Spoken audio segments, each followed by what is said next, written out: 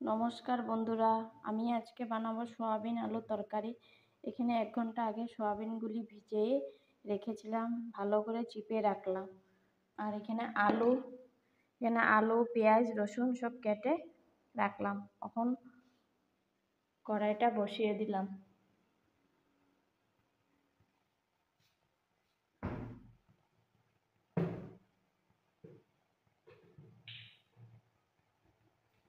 কড়াইতে তেল দিয়ে দিলাম।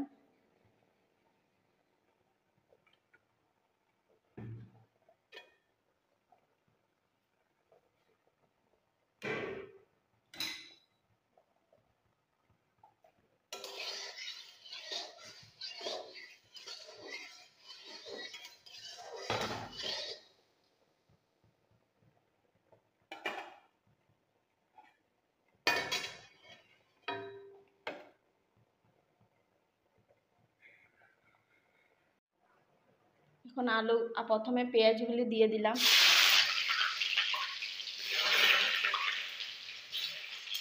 দিয়ে আলুগুলি দিয়ে দিলাম।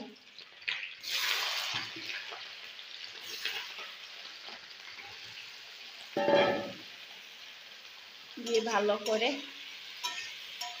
লাইড়া দিলাম।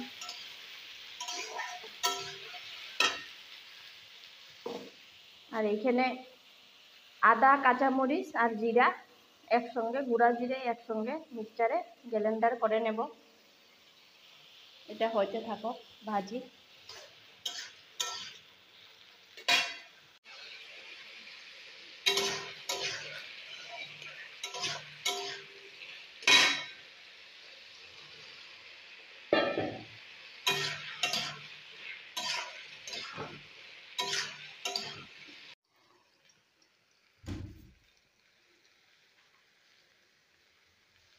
পরিমাণ মতন লবণ,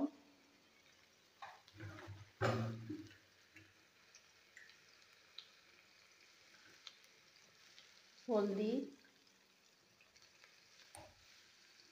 দিয়া ভালো করে লাড়িয়া দিই।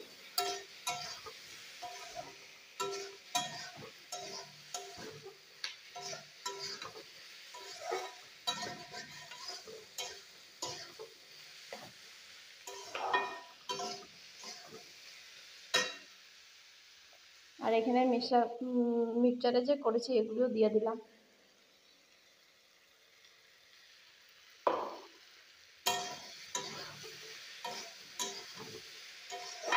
ভালো করে সাতলানো হওয়ার পরে অল্প জল দিয়ে দিব।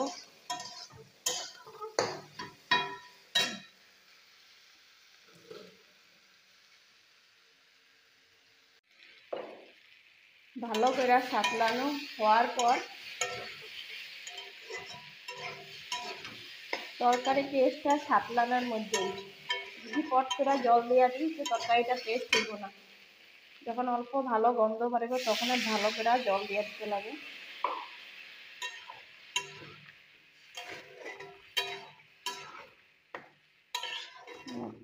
অল্পটাই মশলানো হয়ে যাক।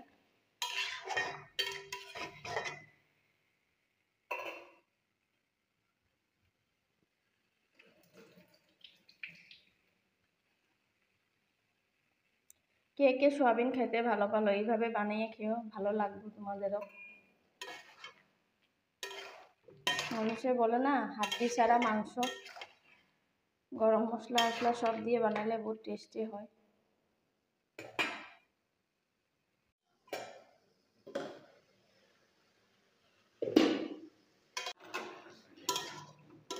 হয়ে গিয়েছে সোয়াবিন আলুর তরকারি। রেসিপিটা কেরম লাগলে, ভালো লাগলে লাইক সাবস্ক্রাইব করে দিও। আর বন্ধুরা, তোমরা কেমন আছো? হয়তো সবাই সুস্থ ভালো আছো। আমি আজ বানাচ্ছি ডালের বড়া আলু টমেটো দিয়ে তরকারি। তেল গরম হওয়ার জন্য বসিয়ে দিলাম। আর এখানে ডাল গুলি বেটে নিলাম। এখানে লবণ মরিচ সব দিয়ে দিলাম। ডালগুলি বড়া করে নেব।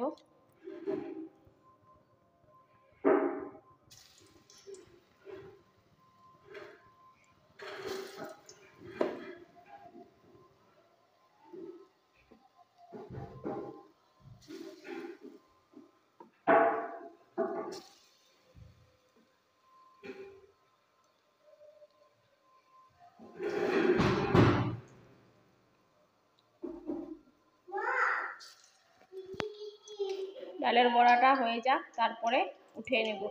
এক পিঠ হওয়ার পরে অন্য দিক উল্টাই দেব।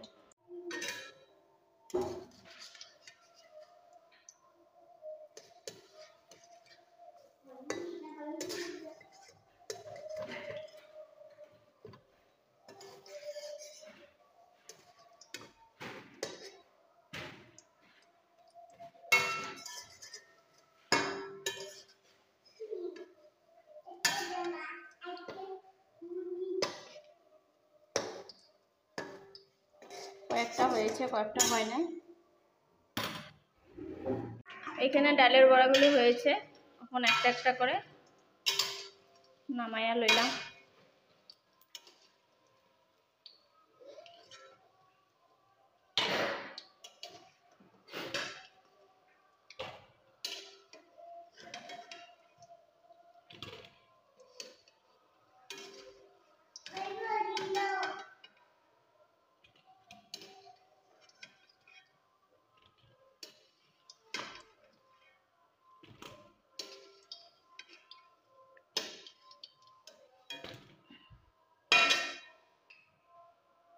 এখানে আলুগুলি রেখেছি, আলুগুলি দিয়ে দেব ভাজি হওয়ার জন্য।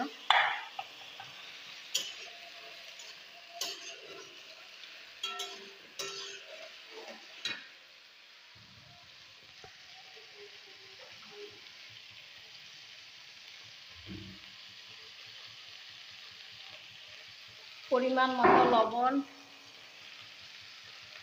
পরিমাণ মতো হলদি দিয়ে দিলাম, ভাজি হয়ে যাক।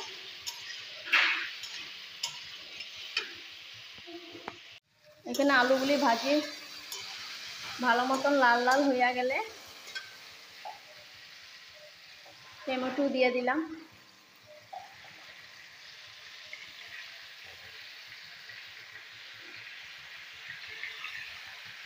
দিয়ে ভালো করে লাইরা দিলাম।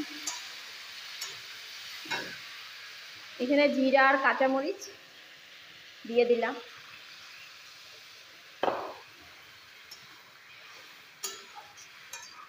ভালো মতন সিদ্ধ হয়ে যাক। ডালের বড়া ভাজি করা ছিল না, এগুলো দিয়ে দিলাম, দিয়ে ভালো করে লাইরে দিলাম। যারা ঝোল খাইতে ভালো পায় ঝোল দিবা, আর যারা শুকনা খাইতে পারে অল্প ঝোল দিয়ে দিলে ভালো লাগবে। ভিডিওটা কেমন লাগলো? ভালো লাগলে লাইক সাবস্ক্রাইব করে দিও। ভালো থাকো, সুস্থ থাকো।